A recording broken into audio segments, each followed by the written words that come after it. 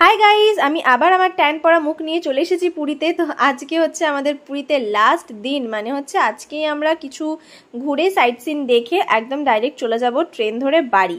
তো মনটা তো খুবই খারাপ লাগছে যে আবার সমুদ্র কবে দেখতে পাবো কে জানে। তো চলো, বেরিয়ে যখন পড়েছি তখন বাড়ি তো যেতেই হবে। তো এখানে কি কি দেখার জিনিস আছে সেটা দেখতে আমাদের ফার্স্ট লোকেশনে আমরা চলে এসেছি, সেটা হচ্ছে সুদাম স্যান্ড আর্ট মিউজিয়াম। হ্যাঁ, এখানে হচ্ছে অনেক ধরনের স্যান্ড আর্ট রয়েছে। তো ভেতরে যাওয়ার জন্য প্রথমে তো আমাদেরকে টিকিট কাটতে হবে। তো এখানে টিকিটের দাম নিয়েছে 40 টাকা।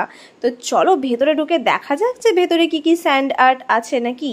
তো ভেতরে বেশ সুন্দর বাগান টাইপের করা রয়েছে, ফুল ফল অনেক কিছু দেখতে পেলাম। আর তার সাথে রয়েছে এই সুন্দর সুন্দর স্যান্ড আর্টগুলো, যেটা দেখে কিন্তু একদমই মনে হচ্ছে না যে এটা স্যান্ড আর্ট। দেখে মনে হচ্ছে মাটি লেপে মনে হয় বানানো হয়েছে, কিন্তু প্রত্যেকটা জিনিসই খুবই সুন্দর সুন্দর আর খুবই বিশাল বড় বড়। দেখো এখানে কিন্তু কিং এরও দেখা পেয়ে গেছি আমরা। তারপরে রয়েছে আরও অনেক অ্যানিমেশন ক্যারেক্টার। আর তারপরে রয়েছে এইটা হচ্ছে আমাদের বেঙ্গলকে রিপ্রেজেন্ট করছে, ওয়েস্ট বেঙ্গল। আমি খুঁজছিলাম ওয়েস্ট বেঙ্গলের কোথায় কি পাবো। তো এখানে দেখো দক্ষিণেশ্বর মন্দির, স্বামী বিবেকানন্দ, রবীন্দ্রনাথ ঠাকুর, মা দুর্গা, ভিক্টোরিয়া মেমোরিয়াল, অনেক কিছুই ছিল। তারপরে আরও এগিয়ে গেলাম সামনের দিকে, এখানে পেয়ে গেছি গান্ধীজি আর তার 3টে বাঁদর।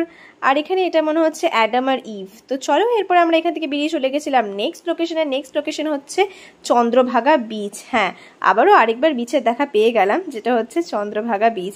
এই বিচটাও বেশ সুন্দর, কিন্তু এই বিচে মানে এমনি জাস্ট ঘুরে তারপরে চলে যায়। এখানে আশেপাশে হয়তো লোক থাকে না বা স্নান করতে আসে না। তারপরে পেয়ে গেছে আমার খুব খিদে, তো চলে এসেছি এখানে একটা সাউথ ইন্ডিয়ান রেস্টুরেন্টে।